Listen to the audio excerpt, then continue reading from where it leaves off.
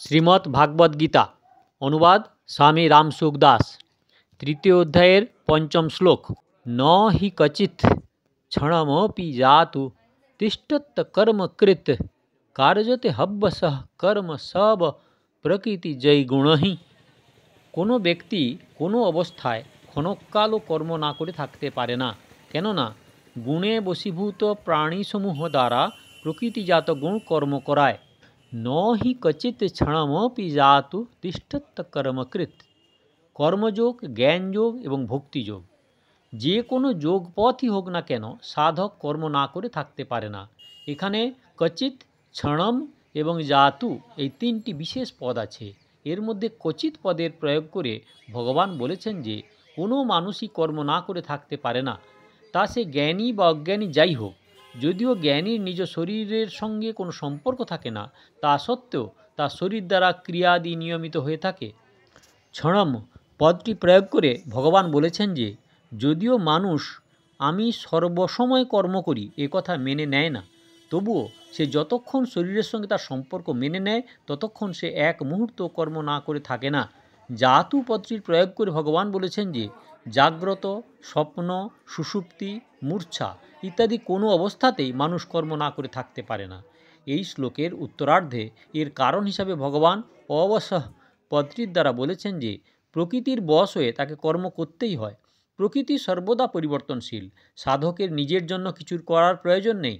বিহিত কর্মরূপে যা সাধকের সম্মুখীন হয়, অপরের হিতের দিকে দৃষ্টি রেখে কেবল সেই কাজগুলো করে দেওয়া উচিত। পরমাত্মা প্রাপ্তির উদ্দেশ্য থাকায় সাধকের পক্ষে নিষিদ্ধ কর্ম করা সম্ভবই নয়।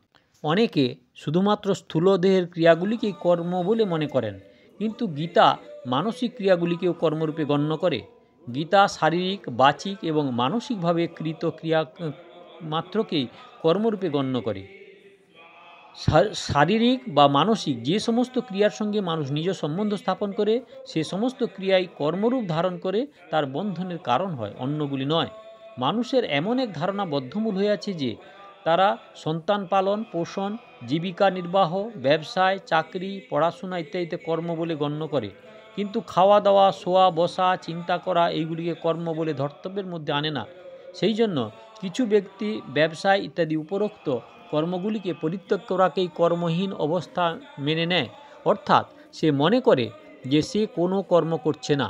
এইগুলি তাদের এক মস্ত ভুল। শরীর নির্বাহ সম্পর্কীয় স্থূল শরীরের ক্রিয়াগুলি, ঘুমানো, চিন্তা করা ইত্যাদি স্থূল শরীর, সূক্ষ্ম শরীরের ক্রিয়াগুলি ও সমাধি ইত্যাদি কারণ শরীরের ক্রিয়া সকল এ সমস্তই কর্মরূপে গণ্য। যতক্ষণ দেহে অহংবোধ ও মমত্ববোধ থাকে ততক্ষণ পর্যন্ত শরীর দ্বারা হওয়া ক্রিয়া মাত্রই কর্ম নামে গণিত হয়। কারণ শরীর হলো প্রকৃতির কার্য এবং প্রকৃতি কখনো নিষ্ক্রিয় থাকে না। সুতরাং দেহে অহংবোধ ও মমত্ববোধ থাকলে কোনো মানুষই কোনো অবস্থাতে এক মুহূর্ত কর্ম না করে থাকতে পারে না, তা সে অবস্থা প্রবৃত্তির বা নিবৃত্তির যারই হোক। কার্যতে হব্যসঃ কর্ম সর্বঃ প্রকৃতি জয় গুণহি। প্রকৃতিজনিত গুণ প্রকৃতির বশীভূত প্রাণীগুলির দ্বারা কার্য করায়। পরবশ হওয়ায় প্রকৃতির গুণগুলির দ্বারা কর্ম করানো হয়ে থাকে, কারণ প্রকৃতি এবং তার গুণ নিরন্তর ক্রিয়াশীল। যদিও আত্মা নিজে নিষ্ক্রিয়, অসঙ্গ, অবিনাশী, নির্বিকার এবং নির্লিপ্ত, কিন্তু যতক্ষণ সে প্রকৃতি এবং তার কাজ, স্থূল, সূক্ষ্ম এবং কারণ শরীরের কোনো একটির সঙ্গে নিজ সম্পর্ক স্থাপন করে তার দ্বারা সুখ কামনা করে, ততক্ষণ পর্যন্ত প্রকৃতির বশ হয়ে থাকে। এই অবশতাকেই এখানে অবসহ পদে বলা হয়েছে। নবম অধ্যায়ের অষ্টম শ্লোকে এবং অষ্টম অধ্যায়ের 19তম শ্লোকেও প্রকৃতির সঙ্গে সম্পর্ক মেনে নেওয়াকে জীবের পরবশ হয়ে কর্ম করার কথা বলা হয়েছে। স্বভাব তৈরি হয়ে বৃত্তি হতে বৃত্তির সৃষ্টি হয় গুণের দ্বারা, এবং গুণ জন্ম নেন প্রকৃতির থেকে। সুতরাং স্বভাবের পরবশ বলা হোক বা গুণগুলির পরবশ বলা হোক অথবা প্রকৃতির পরবশ বলা হোক, ব্যাপার একই। সবার মূলেই আছে প্রকৃতপক্ষে সেই প্রকৃতিজনিত পদার্থগুলিরই পরবশতা। এই পরবশতা থেকে সমস্ত পরবশতার সৃষ্টি। সুতরাং প্রকৃতিজনিত পরবশতাকেই কোনো স্থানে কালের, কোথাও স্বভাবের, কোথাও কর্মের, আবার কোথাও জায়গার গুণের পরবশতা রূপে আখ্যা দেওয়া হয়েছে। তাৎপর্য হলেই যে জীব যতক্ষণ প্রকৃতি এবং তার গুণগুলির প্রভাব থেকে সর্বতভাবে মুক্ত না হয়, তার পরমাত্মার প্রাপ্তি না হয়, ততক্ষণ জীব কাল, স্বভাব ইত্যাদি পরবশ হয়ে থাকে। অর্থাৎ এই জীব যতক্ষণ প্রকৃতির সঙ্গে নিজ সম্পর্ক মেনে নেয়, প্রকৃতিতে স্থিত থাকে, ততক্ষণ এই জীব কখনো গুণের, কখনো কালের, কখনো ভোগের এবং কখনো স্বভাবের পরবশ হয়ে থাকে। সে কখনো স্ববশ বা স্বাধীন হয় না। তাছাড়াও সে পরিস্থিতি, ব্যক্তি, স্ত্রী, পুত্র, ধন সম্পত্তি ইত্যাদিরও পরবশ হতে থাকে। কিন্তু যখন সে গুণের অতীত নিজ স্বরূপের অথবা পরমাত্মা তত্ত্বের অনুভব করে নেয়, তখন তার আর সেই পরবশতা থাকে না এবং সে স্বতই স্বতন্ত্রতা প্রাপ্ত হয়। বিশেষ কথা, প্রকৃতির দুই প্রকারের অবস্থা হয়, সক্রিয় বা স্থূল এবং নিষ্ক্রিয় বা সূক্ষ্ম। যেমন কর্ম করা হলো সক্রিয় অবস্থা আর কর্ম না করা হলো নিষ্ক্রিয় অবস্থা। বাস্তবে নিষ্ক্রিয় অবস্থাতেও প্রকৃতি কখনো নিষ্ক্রিয় থাকে না, এতে সূক্ষ্ম রূপ সক্রিয়তা থাকে। যেমন কোনো নিদ্রিত ব্যক্তিতে তার ঘুম ভাঙার আগে জাগালে সে অভিযোগ করে যে তার স্বল্প নিদ্রায় তাকে জাগানো হয়েছে। এর দ্বারা প্রমাণিত হয় যে সে নিদ্রায় নিষ্ক্রিয় অবস্থাতেও নিদ্রা গাঢ় হওয়ার কাজটি হচ্ছিল।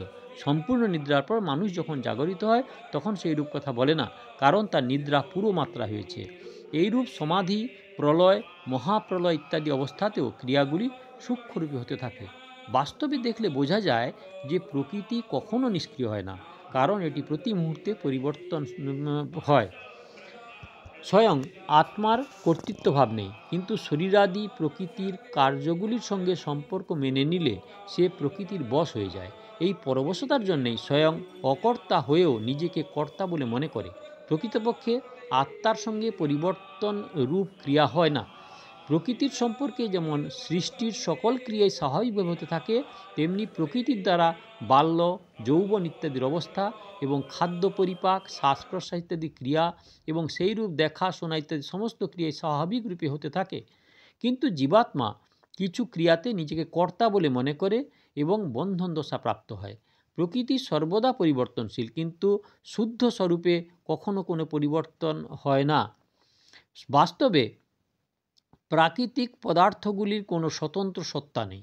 যা প্রতিক্ষণ পরিবর্তিত হয় তাকেই পদার্থ বলা হয়, অর্থাৎ পরিবর্তনের পুঞ্জকেই পদার্থ বলা হয়।